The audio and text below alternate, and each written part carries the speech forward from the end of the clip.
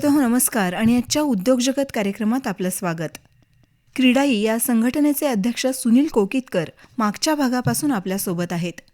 क्रीडाई या संघटनेची स्थापना कधी झाली, त्याचा विस्तार कसा झाला, या संघटनेचं ध्येय, उद्दिष्ट आणि कामकाज याविषयी मागच्या भागात त्यांनी आपल्याला सांगितलं.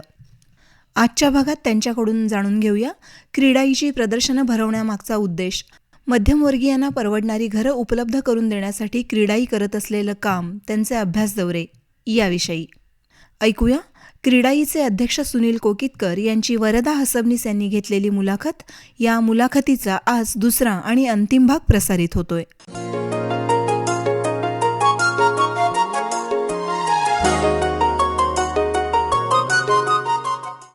कोविड काळामध्ये सगळ्याच क्षेत्रांवर आर्थिक संकट होतं, तर त्यानंतर बांधकाम क्षेत्र कसं सावरलं? कोविड काळात काही दिवस आम्ही आमची बांधकामं सुद्धा बंद ठेवलेली होती. आम्हाला ज्या काही इन्स्ट्रक्शन होत्या कलेक्टर ऑफिसकडून, त्यावेळी आम्ही ती आमची साईट्स सगळ्याच बिल्डर लोकांनी बंद ठेवलेल्या होत्या.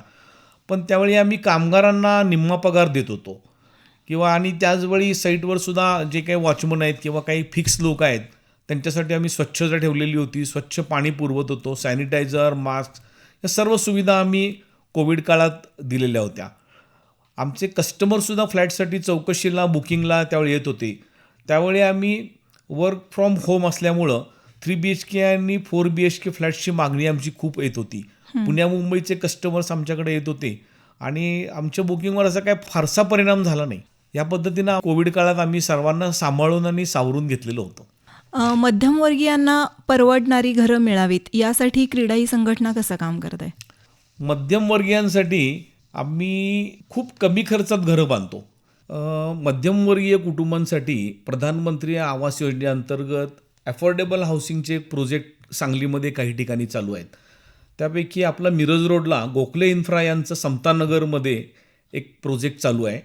त्याशिवाय म्हाडाचे ह्याच धर्तीवर काही प्रोजेक्ट सांगलीमध्ये चालू आहेत. क्रीडाईचं प्रदर्शनही वारंवार भरवलं जातं, तर त्याविषयी काय सांगाल? क्रीडाईच्या प्रदर्शनाविषयी जर बोलायचं झालं तर दरवर्षी आम्ही डिसेंबरमध्ये सांगलीच्या कल्पद्रुम क्रीडांगणावर मोठ्या प्रमाणात आम्ही हे प्रदर्शन भरवत असतो. त्या प्रदर्शनामध्ये आमचे साधारण 70 बिल्डर लोकांचे स्टॉल असतात आणि 40 ते 50 स्टॉल हे आमचे जे काही फायनान्स कंपन्या, सप्लायर्स या लोकांचे स्टॉल्स असतात. त्याच्यामध्ये बरेच व्यापारीसुद्धा, सांगलीतले जे लोकल व्यापारी आहेत ते सुद्धा स्टॉल्स घेतात आमच्याकडं, त्यांच्या प्रॉडक्टची माहिती देतात. साधारण बिल्डर लोकांचे जे स्टॉल असतात तर त्या संदर्भात एकाच छताखाली सर्व सांगलीतल्या ग्राहकांना किंवा आसपासचे जे भेट देणारे ग्राहक असतात त्यांना तिथं सर्व फ्लॅट्स, प्लॉट्स, बंगले किंवा इतरही काही ऑफिसेस वगैरे याची एकत्रित सगळी माहिती मिळते आणि तिथं त्यांना थोडंसं कुणाकडं काय आहे हे तपासून बुकिंग करायला वाव मिळतो.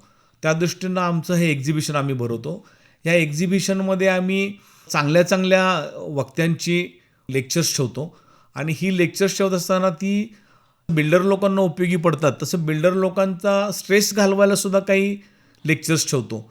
दरवर्षी आम्ही ही जी लेक्चर्स ठेवतो ती लेक्चर्स ठेवताना आम्ही खूप विचारपूर्वक ती लेक्चर्स घेतो की जेणेकरून त्याचा जास्तीत जास्त बाहेरच्या लोकांना सुद्धा लाभ व्हावा आणि बिल्डर लोकांना पण त्याचा लाभ व्हावा या दृष्टीनं आम्ही ही लेक्चर्स घेतो. एक्झिबिशन भरवत असताना आम्ही आता ह्या वर्षीपासून इन्व्हेस्ट इन सांगली म्हणून बाहेरच्या ग्रामीण भागात प्रदर्शन भरवायची आम्ही सुरुवात केलेली आहे. तर नुकतंच आम्ही परवा विट्यामध्ये एक एक्झिबिशन घेतलं आणि त्या एक्झिबिशनमध्ये सुद्धा जवळजवळ 50+ स्टॉल आमचे आलेले होते. तिथंही आम्हाला चांगला प्रतिसाद मिळाला. ह्याच्या पुढं आम्ही आटपाडी, कवटेमहांकाळ, जत ह्या ठिकाणी एक्झिबिशन भरवणार आहोत. आपल्या संघटनेकडून जे अभ्यास दौरे केले जातात त्यामागे काय हेतू असतो? अभ्यास दौऱ्याचा हेतू म्हणजे आम्ही नुकताच परवा पुण्याला तेजराज पाटील यांच्या प्रकल्पाला दौरा केला. तर या प्रकल्पावर आम्हाला 40 मजली उंच बिल्डिंगचं कन्स्ट्रक्शन कसं होतं, त्याच्यामध्ये काय टेक्निक वापरलं जातं, काय माल मटेरियल वापरला जातो याची सर्व माहिती मिळाली किंवा तिथे बुकिंग कसं केलं जातं, आलेल्या गिराईकांना कसं व्यवस्थित सगळं समजावून सांगितलं जातं, ह्या पद्धतीची माहिती त्यांनी आम्हाला दिली आणि ह्या दौऱ्याचा खूप फायदा झाला आहे. ह्याच्यापूर्वी आम्ही सांगलीमध्ये सुद्धा आम्ही अशी व्हिजिट केलेली आहेत. नुकतंच आम्ही गंगवानींच्या RCT मॉलला जाऊन एखाद्या मॉलचं कन्स्ट्रक्शन कसं करायचं ह्याची माहिती घेतली आणि ह्याच्या पुढं आम्ही सांगलीमधल्या आणखीन एक 2-3 स्कीम्स फायनल केल्या. तिथं आम्ही लवकरच व्हिजिट करणार आहे. कोल्हापूरला आम्ही एक 3 ते 4 साईट्स व्हिजिट केल्या. त्या साईट्सवर सुद्धा लोकांना, आमच्या बिल्डर लोकांना खूप चांगलं शिकायला मिळालं, खूप चांगली माहिती मिळाली. राज्याबाहेरही असे काही दौरे झालेत आपले? राज्याबाहेर म्हणजे आम्ही गेल्या वर्षी दुबईला, म्हणजे भारताच्या बाहेर म्हणायला हरकत नाही, ट्रिप केली आणि दुबईतली आम्हाला एक 60 मजली बिल्डिंगची माहिती चांगली मिळाली आम्हाला. थोडंसं तिथल्या आणि आपल्या कन्स्ट्रक्शनमध्ये फरक आहे. तिथं आपल्यापेक्षा सुद्धा काही नवीन टेक्निक वापरलं जातं. त्यामुळं तिथं खूप चांगली माहिती आम्हाला मिळाली. अच्छा. तंत्रज्ञानही आपलं काही मागे पडतं, तिथलं खूप विकसित आहे असं काही जाणवतं? हो, आहे ना. खूप मोठा फरक आहे त्याच्यामध्ये. तिथलं तंत्रज्ञान आपल्यापेक्षा निश्चितच विकसित आहे, पण हळूहळू आपल्याकडे ते यायला सुरुवात झालेली आहे आता. अर्थात या सर्वांसाठी महाराष्ट्र क्रीडाईचा सुद्धा खूप मोठा सहभाग आहे. महाराष्ट्र क्रीडाई अशा स्कीम राबवण्यासाठी आम्हाला खूप मोठ्या प्रमाणात मदत करते. बांधकाम साहित्याची दरवाढ होती आणि त्यामुळं पर्यायानं सदनिकेच्याही किमती वाढत आहेत. तर याची कारणमीमांसा काय वाटते? आता दर तर सगळ्याच गोष्टीचे वाढत आहेत. बांधकाम साहित्याचे दर जे वाढत आहेत, तर त्यात आता जे बांधकाम साहित्य, नवनवीन बांधकाम साहित्य आले, त्याचा दर्जासुद्धा सुधारलेला आहे. खूप नवीन बांधकाम साहित्य बाजारात उपलब्ध आहे आणि हे नवीन पिढीला त्याचं खूप नॉलेज असल्यामुळं नवीन पिढी बांधकाम साहित्य वापरते, पण त्याचे दर थोडेसे वाढलेले आहेत. GSTमुळं थोडा दर वाढलेला दिसून येतोय. पूर्वी कसं होतं, वीट, वाळू, खडी ह्याच्यावर पूर्वी GST नव्हता. आता त्याच्यावर सुद्धा 5% GST शासनानं बसवलेला आहे. सळीवर आणि सिमेंटवर GST आहे. त्याच्यामुळं मटेरियलचे दर खूप वाढत आहेत. विजेचे दर वाढल्यामुळं सुद्धा बांधकाम साहित्य उत्पादन खर्च हा पूर्ण वाढलेला आहे. साधारण 45 लाखाच्या वर आणि 90 स्क्वेअर मीटरच्या वरचे जे काही फ्लॅट आहेत त्याच्यासाठी सध्या 5% GST आकारला जातोय आणि त्या दरामुळं सुद्धा फ्लॅटची किंमत वाढलेली आहे. त्याचा परिणाम आमच्या कस्टमरवर होतोय. तर तो कमी होण्यासाठी महाराष्ट्र क्रीडाई आणि सर्व सेंटर्स सध्या आमची प्रयत्नशील आहेत आणि तो कमी होणार याची आम्हाला नक्की खात्री आहे. बांधकाम परवाना मिळण्याची जी प्रक्रिया आहे, तर ती कशी आहे? काय सांगाल याविषयी? बांधकाम परवान्याविषयी बोलायचं तर आता महापालिकेमध्ये, सर्वच महापालिकांमध्ये ऑनलाईन बांधकाम प्रक्रिया राबवली जाते आणि ही प्रक्रिया राबवताना जर तुमचे सर्व पेपर्स बरोबर असतील, सर्व पेपर्स अगदी व्यवस्थित क्लिअर असतील, तर 60 दिवसाच्या आत तुम्हाला बांधकाम परवानगी नक्की मिळते अगदी. तरी सर्व महाराष्ट्रात जर आता बांधकाम परवानगी ऑनलाईन झाली आहे, त्यामुळं मुंबई सोडून सर्व ठिकाणी एकच नियमावली आता सध्या वापरली जाते आहे. त्यामुळं बांधकामात सुसूत्रता पण आलेली आहे आणि कुठेही बेकायदेशीर काम होत नाही आणि महाराष्ट्र क्रीडाई यासाठी प्रयत्नशील असतेच. बांधकाम व्यावसायिक आणि ग्राहक यांच्या व्यवहारांमध्ये सुलभता येण्यासाठी क्रीडाई कसं काम करते? बांधकाम व्यावसायिक आणि ग्राहक ह्याच्यामध्ये सुसूत्रता म्हणजे आता बांधकाम व्यावसायिक जे आहेत हे खूप चांगल्या पद्धतीनं काम करतात आणि ऑलरेडी त्यांच्यामध्ये सुसूत्रता आहेच. त्याच्यासाठी असं वेगळं कुठला प्रयत्न करावा आम्हाला लागत नाही, कारण आमच्याकडे येणारा हा ग्राहक हा सगळा सुशिक्षित आणि चांगलाच ग्राहक असतो. त्यामुळे सुसूत्रता आहेच त्याच्यामध्ये. वा. गेल्या दशकभरातला जर सांगलीतला प्रवास विचारला तर काय सांगाल? मॅडम, मी स्वतः या व्यवसायात जवळजवळ 40 वर्ष आहे, पण गेल्या 10 वर्षात खूप मोठा फरक त्याच्यामध्ये पडला आहे.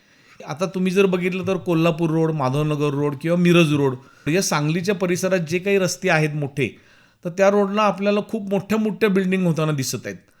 नवीन बायलॉजमुळे आपल्याला उंच बिल्डिंगला सध्या परमिशन मिळते आहे सगळीकडे आपल्याला आणि मिरजेत तर आता 22 मजली इमारत पूर्ण होत आलेली आहे. सांगलीला 15-20 मजल्यांच्या बिल्डिंगची कामं आता ऑलरेडी विश्रामबाग एरियामध्ये चालू आहेत.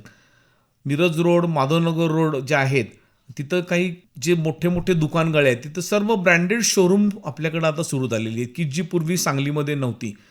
मोठी आपल्याकडे हॉटेल सुरू झालेली आहेत.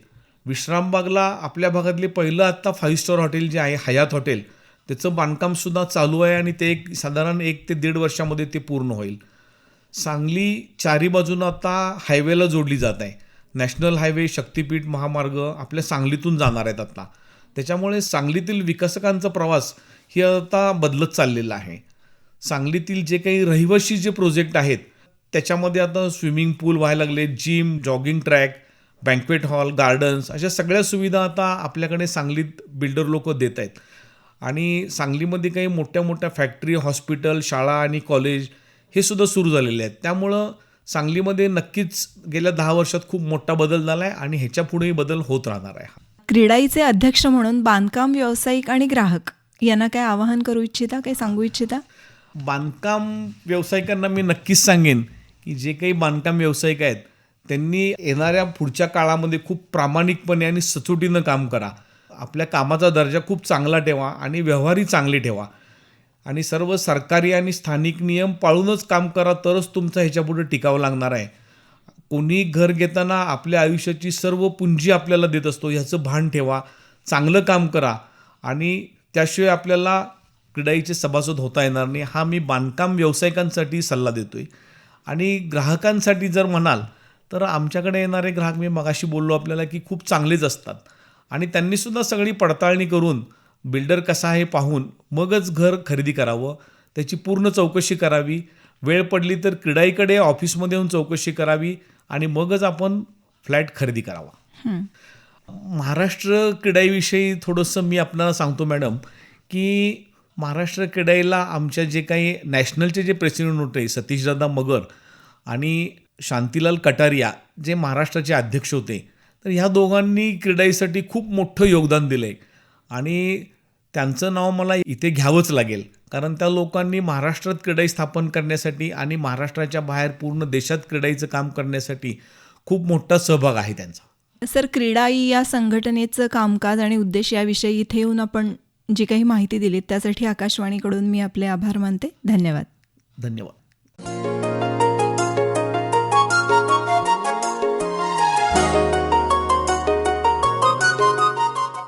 क्रीडाईचे अध्यक्ष सुनील कोकितकर यांची वरदा हसबनीस यांनी घेतलेली मुलाखत आपण ऐकलीत. या मुलाखतीचा आज दुसरा आणि अंतिम भाग प्रसारित करण्यात आला. याबरोबरच आजचा उद्योग जगत कार्यक्रम आता समाप्त करत आहोत. पुन्हा भेटू. नमस्कार.